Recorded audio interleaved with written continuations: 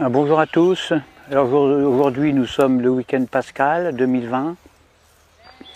Vous voyez, c'est le printemps, là il y a les cerisiers qui sont en fleurs, les pissenlits, c'est super beau, il y a du jaune. Le jaune c'est super. Alors je me présente d'abord, je suis berger. Je possède des milliers et des milliers de moutons qui m'obéissent au doigt et à l'œil, et aussi à la baguette. Mon rôle de bon pasteur est de les protéger avec amour. Donc je les nourris bien, j'en prends soin.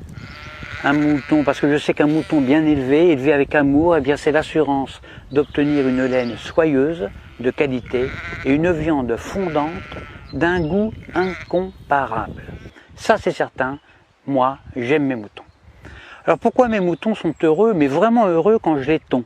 Pourquoi est-ce qu'ils ne réagissent pas? Pourquoi est-ce qu'ils ne réagissent pas quand je les vaccine, quand je les sacrifie sur l'autel de la gastronomie? Il y a un mystère, il y a un mystère. Surtout quand on sait que moi, je suis qu'un petit bonhomme fragile, qui ne ferait pas le poids face à un mouton en colère. Un seul mouton en colère, un seul bélier peut me tuer d'un seul coup. Eh bien le secret, le voici. Pour qu'un troupeau de milliers de moutons soit docile, soumis, obéissant, eh bien il suffit de jouer soit sur la peur, soit sur leurs besoins de sécurité.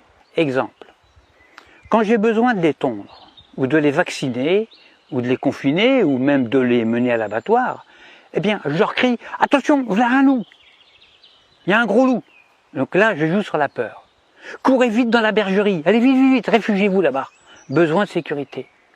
Et là, dans une psychose collective, où ils se piétinent les uns les autres, ils se carapatent tous dans la bergerie, sans même réfléchir, parce qu'ils sont heureux de se retrouver en sécurité, confinés dans la bergerie, loin des dents du loup. La peur court-circuite la réflexion. Elle fait exploser leurs neurones. Alors déjà, qu'un mouton, il n'y en a pas beaucoup. Alors pendant que leur attention est dirigée vers le loup, eh bien moi, tranquillement, je les tonds, je les vaccine, je leur tatoue le gigot, je puce les rebelles, je castre les chefs, bien sûr, en leur injectant des médicaments, etc., etc. Et quand j'ai fini mon travail, eh bien, je les relâche tout doucement par petits groupes. Alors c'est vrai qu'ils se sont fait tondre, ça ils s'en rendent compte, ils le voient, mais ils sont heureux d'avoir échappé au gros loup.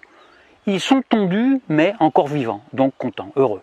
Je les fais alors bêler tous en chœur à la tombée de la nuit et je leur demande de m'applaudir à 20 h au moment du journal télévisé qui leur raconte qu'ils ont échappé vraiment à un grand danger. Alors bien sûr, sur le nombre, il y a toujours quelques rebelles, des moutons noirs, qui sont des moutons plus intelligents que les autres, qui comprennent, ils ont pigé mon stratagème. Alors ils essayent, ils tentent désespérément d'expliquer à leurs frères moutons, à leurs congénères, que si le loup en croque 2 ou 3 seulement, le berger, lui, est beaucoup plus dangereux, puisqu'ils finiront tous sur une table en méchoui, ou sur la table pascale. Alors il faut les gérer, ces moutons noirs, qui ne veulent pas rentrer dans la bergerie, parce que ce sont des rebelles, ce sont des esprits libres. Alors à ceux-là, soit je leur montre mon bâton, soit je les fais mordre par mon chien.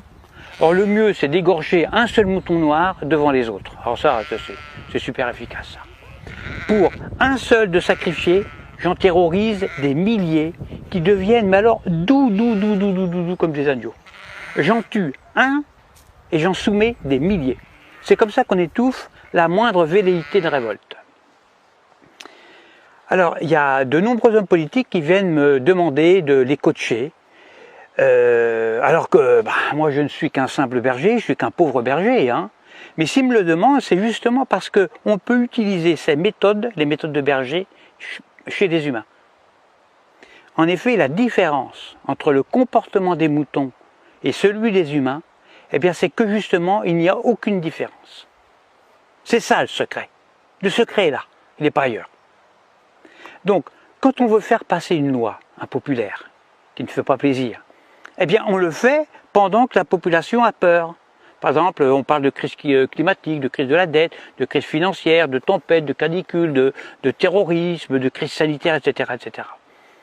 À cause du coronavirus, là on joue avec la peur, eh bien on a réussi à confiner non pas des milliers de moutons, mais des milliards d'humains sur toute la planète, sur toute la Terre. Des humains, confinés comme des animaux. Des humains déshumanisés. Et le pire, le plus révoltant, le plus dramatique, c'est que les chefs rebelles ferment leur gueule.